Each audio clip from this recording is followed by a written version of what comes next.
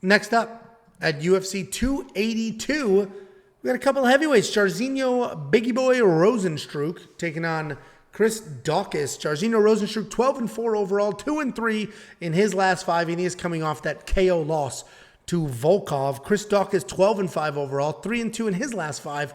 He's coming off back-to-back knockout losses, and this is very similar to last week's Tai Tuivasa to Sergey Pavlovich fight.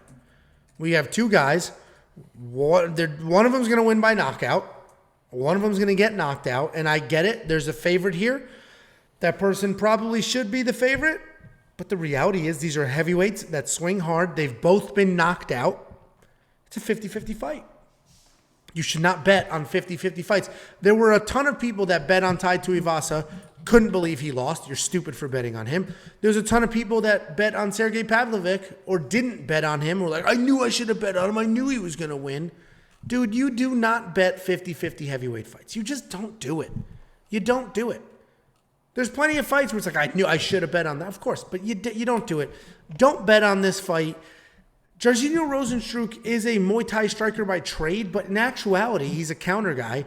He's slow. He takes his time. He doesn't really march forward. He doesn't really set a pace. Chris Daukaus is actually a pretty technical striker who has some very real power.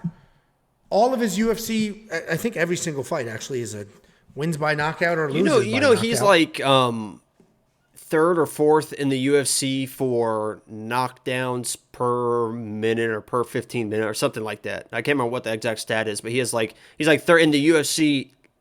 Not history, I guess. I think it is history. For getting knocked down? No, for getting knockdowns, for knocking people down. He's like third or fourth in UFC history. Daukaus or Rozenstruik? No, Daukaus. Oh, okay. You made a face when I said he's a technical striker. You were like, and then you came with this stat that says he's a good striker. That's why that exchange made no sense. I didn't say he's a good striker. I just happened to remember that stat. I think him and his brother are jokes. Well, his brother's definitely. I'm not. There's no carryover from last week that I got embarrassed by Kyle Daukaus and his jiu-jitsu. That's on you, man. I told you up and down, do not bet on that nerd. I called him an absolute joke. I called him a nerd. I body shamed him. I hope Chris and Kyle are snuggle up in bed watching this together. Kyle, you absolute goof. Jesus Christ. Anyway. The exchange was weird because I said he's a technical striker. You did your whole that because was I don't think I think it's a joke. But then I did remember the stat to support your claim, so I shared the stat. I'm not going to hold information back for you. Thank you very much for supporting. Because who's like fifth or sixth on that was Adrian Yanez. My dude Adrian Yanez. Well, there you go. Well, and that's harder for the lighter guys to do that. Yeah, but I know. I can't wait till I can't believe he hasn't gotten a fight. It's kind of pissing me off. Okay. I honestly think Daukaus can win this fight. He's got the better footwork. He's a little more mobile, moves around a little bit. He's coming off 2 knockout losses in a row. He's a smart guy. I hope he's smart enough to not just bang it out. And we've never seen him wrestle, but he's got a BJJ black belt. So if it gets to the ground, he could do well there. So there you go. Got it. Sorry. Knockdown average per 15 minutes, minimum 5 UFC fights. And this is all time. Number 1 is Sergey at 6.67 knockdowns per 15 minutes. Pavlovich? Yeah. Second is 4.27. It's Drew McFedries. No, Drew McFedries from back in the day, yeah. Yeah, no. 3 is Chris Daukaus. 4, he's got just over 4. 4 is Todd Duffy. We do love Todd Duffy. 5 is your boy Shane Carwin. 6 is Tom Aspinall. 7 is Adrian Yanez. Houston Alexander. Pat Barry is number 9. Pat Barry and Conor McGregor is number 10. All right, what a list. Don't see Rozenstruik. Anyway, Rozenstruik's he's not slow, but he's a bit slow paced in his fights.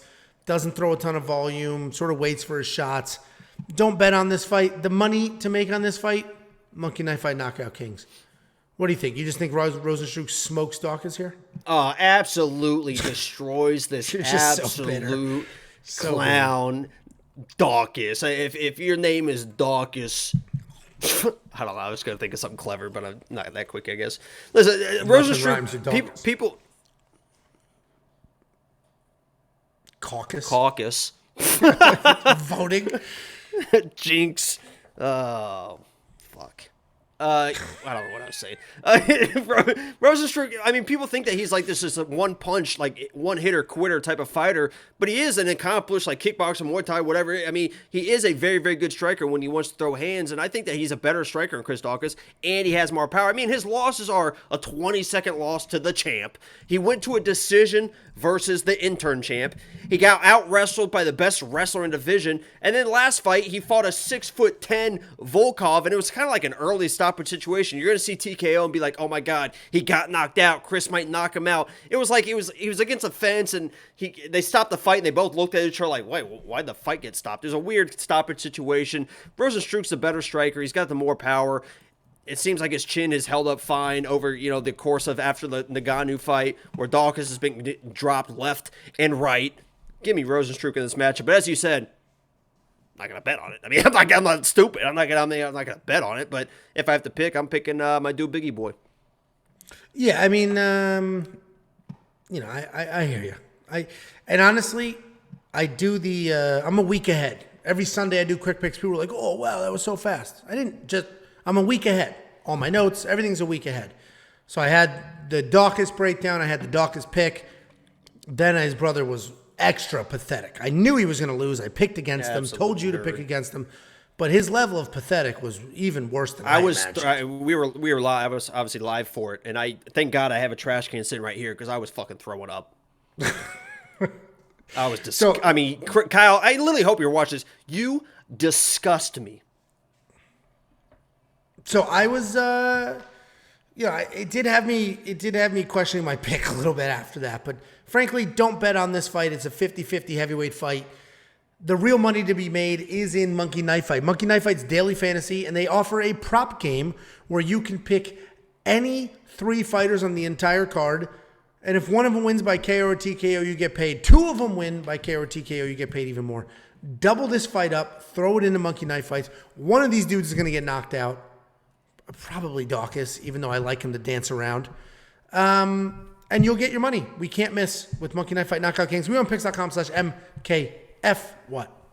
One thing, Daukaus is, I think, at his base and at his heart, a jiu-jitsu nerd. So there could be a weird submission threat here, especially a guy that's been knocked out. He might come in and try to grapple like his nerd brother. We'll see what happens there. But another part was Kyle Daukaus, his quote was, because I think Kyle Daukaus had like jaw surgery or something. He said his first kind of sparring back because he spars with his brother. His brother's usually trains with 185ers. He doesn't even train with heavyweights. He said, "Oh, I knew I could." I don't. This is not how he sounds, but I knew I could take a punch because I was sparring with my big brother, and he hit me, and he hit me good, and I held up fine. Well, we saw what happened to Kyle Daukaus' chin last weekend. So if Chris is hitting him and not knocking him out, not a good sign.